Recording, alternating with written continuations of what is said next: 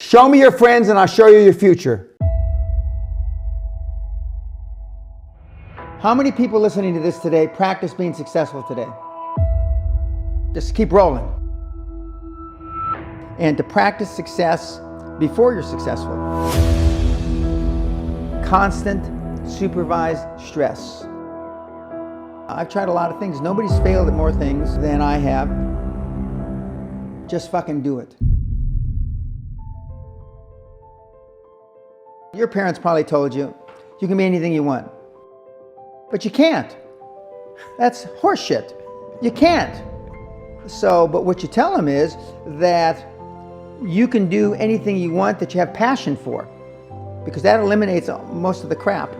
Because most people don't follow their dream. You know, like they say in The Sound of Music, you can't have a dream come true unless you have a dream. Now, I still dream.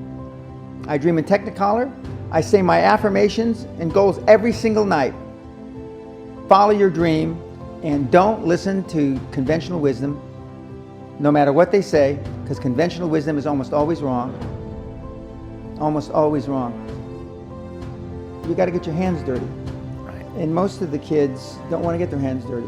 Okay. They want to hide behind a computer and trying to generate money. They all dream to be a Zuckerberg. Right. Or Instagram or one of these guys.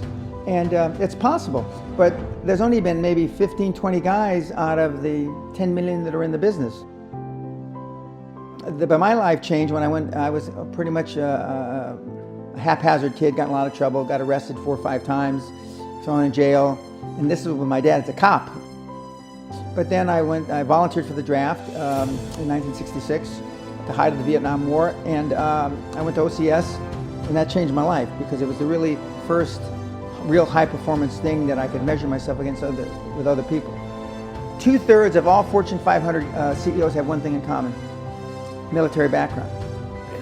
2/3 of those 2/3 have something else: martial arts. What do you learn in martial arts, Brian? Discipline, focus. You know, the most contagious thing in the world isn't a positive action, it's a negative thought. And because that can grow geometrically and kill deals, kill even companies for that matter. First 10 years of my starting CNN, I slept on my couch. I didn't have an apartment. Bill Gates slept in the office. Steve Jobs slept in the office. And I can go down a whole list. I slept in my office. Not everybody's willing to make that sacrifice. But it's not the only thing. But even if you don't sleep in your office, if you want to send your kids to a better school, if you want to be able to take care of your mother when she gets dementia, if you want to, this all takes money. But he was being interviewed and he said, well, you know, I'm having trouble getting enough rest. And he jumped out of his chair and said, fucking rest?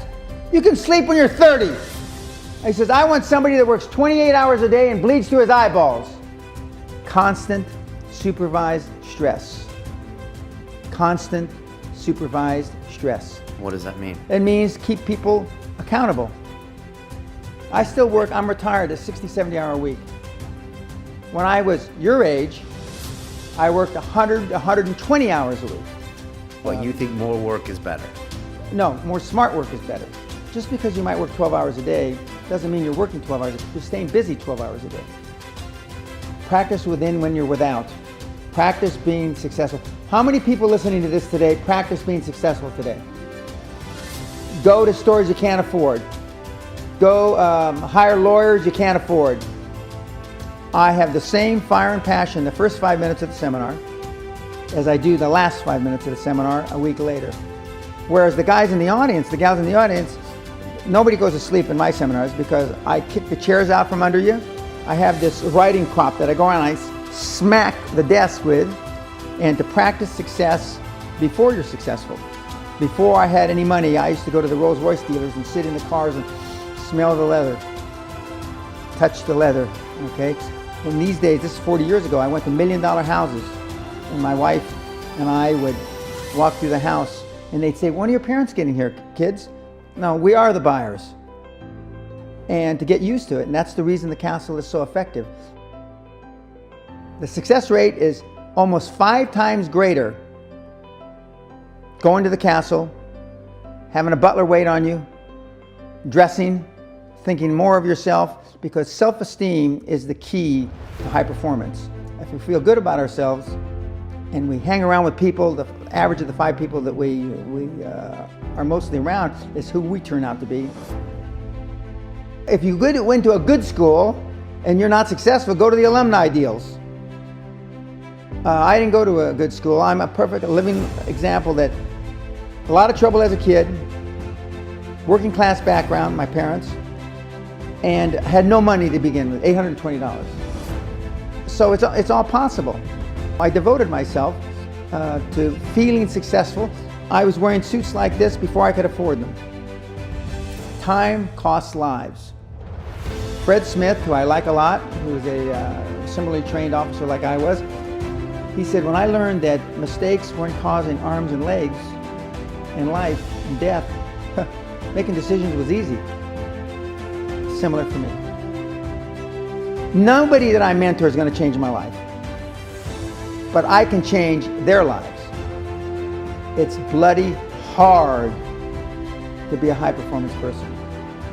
A lot of people don't believe they deserve to be there.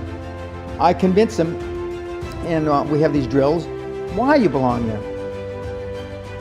A lot of people that come there, with money, that have made money, think they made it by accident. I just had one of my superstars who's made $100 million tell me in the last week, I'm not sure I'm going to have another lucky accident. And I said, you did it. I've tried a lot of things. Nobody's failed at more things than I have.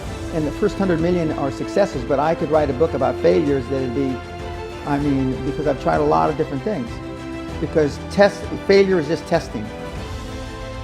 One of the reasons I've been so successful in generating this equity and value in my kids, and I call you all kids, is because I convince them that making a mistake is okay. I'm going to make you give me 2 lists. One list, your goals. Intermediate, short-term, long-term goals, okay? Both in personal and business. You put another list together and you say who you met with from Sunday midnight till Saturday midnight for 1 week. Who you talked to or who you met with, and you put the list together. Now, you put a number by every fucking person that you emailed, Skype fucked, tweet fucked, link fucked, and which one of your goals on this other side of the paper they have anything to do with. You will be staggered, stunned, gobsmacked, awestruck. Show me your friends and I show you your future. You want to know why you're all fucked up? Just look at the fucking bums you hang around with. Just fucking do it.